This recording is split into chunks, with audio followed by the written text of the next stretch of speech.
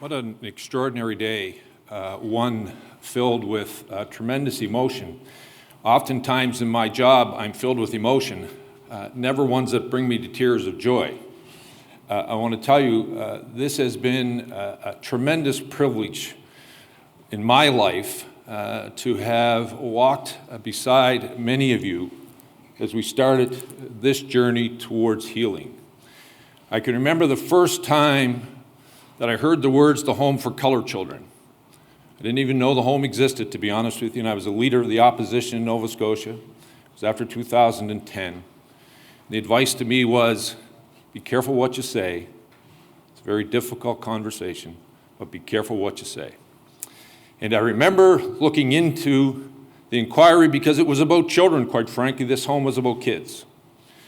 And if any of you know anything about me, adults can have all the arguments they want, but when they take it out on children, then we have to have a conversation.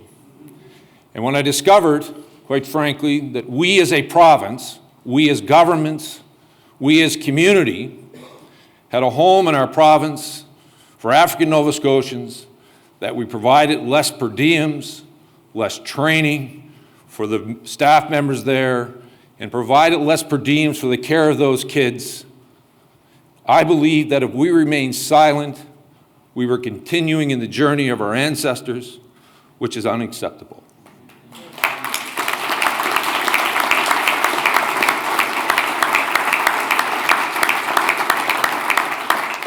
Faced with all of that, I didn't know a path forward. Then entered into my life were the residents of the home. And I want to say to all of you how proud I am of you, your commitment, your dedication, your strength, your understanding of our shared connection. I can tell you, if I'd been in your place, I'm not so sure I would be so generous. I'm not so sure that I would have been so willing to find a path forward.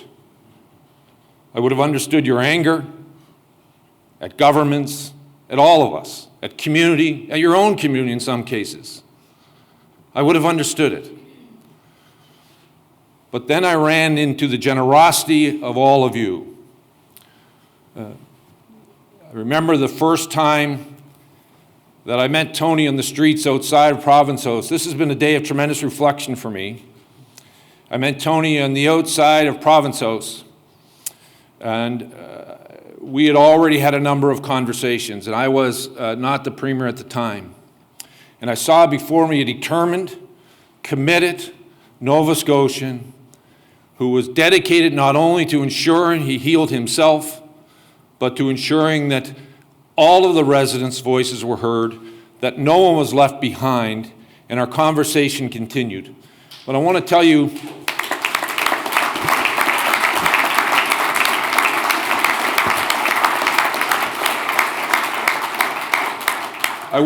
oftentimes I revert back to that, and I don't see the strong guy that's sitting up here in front of us, the determined guy. I see a young child that we left behind.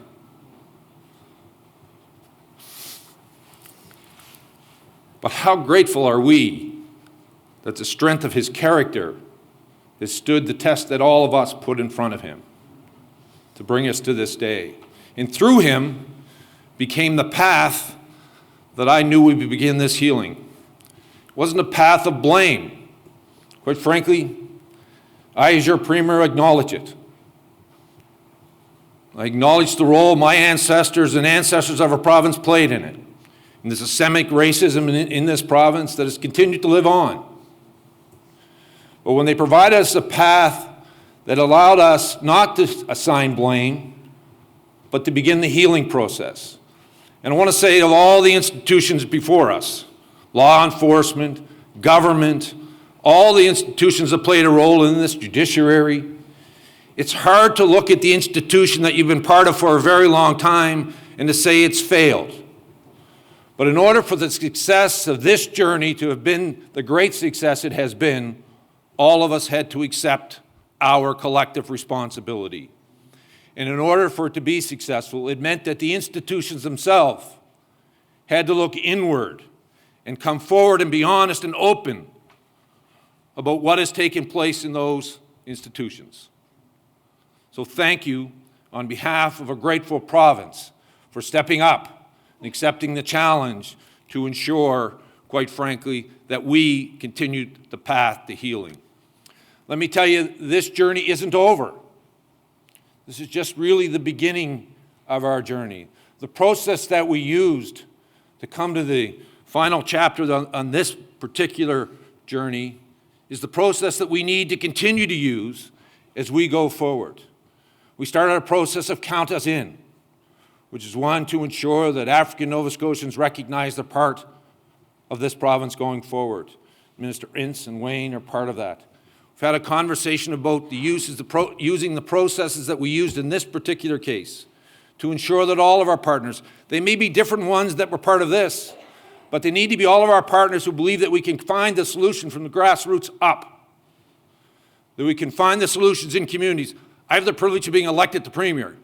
I didn't all of a sudden overnight get all the answers.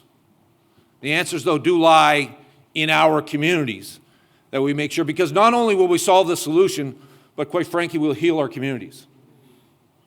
And that's an important journey that we're on. I want to tell you I am committed to dealing with this report and dealing with the issue of Count Us In and the issue of systemic racism in our province.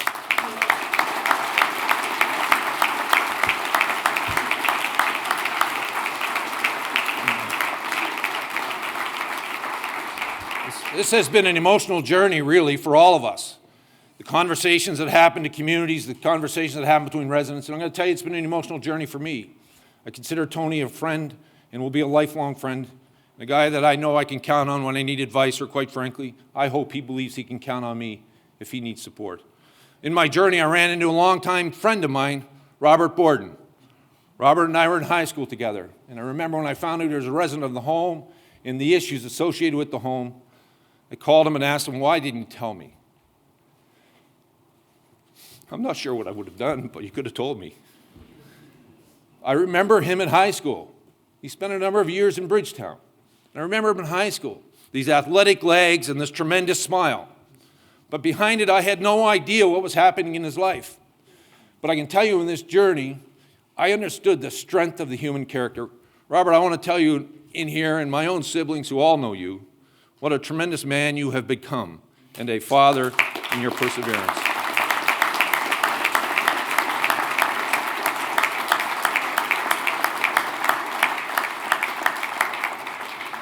That's what's important, I believe, of being heard.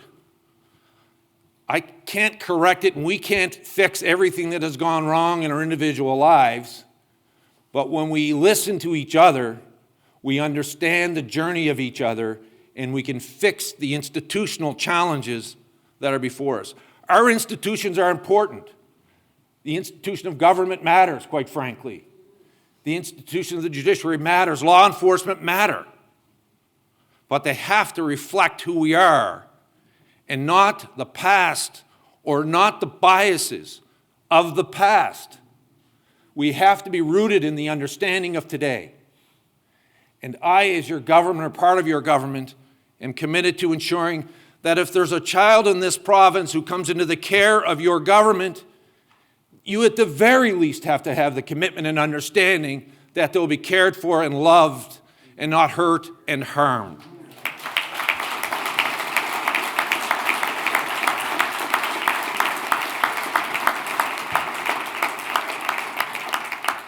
We can do this. This is not something what we're being asked to do that is insurmountable. It's not a mountain so high that none of us can climb it. It's asking us to respond to the needs and respond to the individual needs that each of us have. Be cared for, to be loved, making sure that if something goes wrong, there's someone there to pick us up. To make sure that if we do something wrong, we say, I'm sorry, I didn't mean it, how can we fix it, how can I help you heal? That's what's being asked of us today. That's our collective journey as we leave this room. Learn from what's happened in our past, accept our individual roles and our institutional roles in it, and then commit to this generation of Nova Scotians.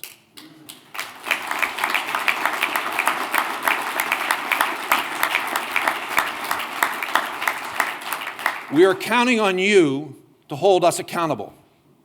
We're counting on you to make sure that we live up to what was expected of us and live up to the aspirations and the goals of our committee. It is up to you. And as I finish my remarks, let's give thanks to the generation and the shoulders that we stood on to get to this point. There are a lot of people in this room, or who are not in this room, who had a very difficult journey. And we are standing on their shoulders. Let's not forget that. The decisions that I make impact my parents who are no longer here. The decisions that you've made, the strength that you've shown in this journey is because you stood on the shoulders of your ancestors who showed tremendous strength to stay in a province and communities who oftentimes didn't want them, oftentimes who discriminated against them, but they were determined. They were determined that this province was going to change, and either the next generation or a future generation was going to receive their just reward, which is an equal partner in our society. Thank you.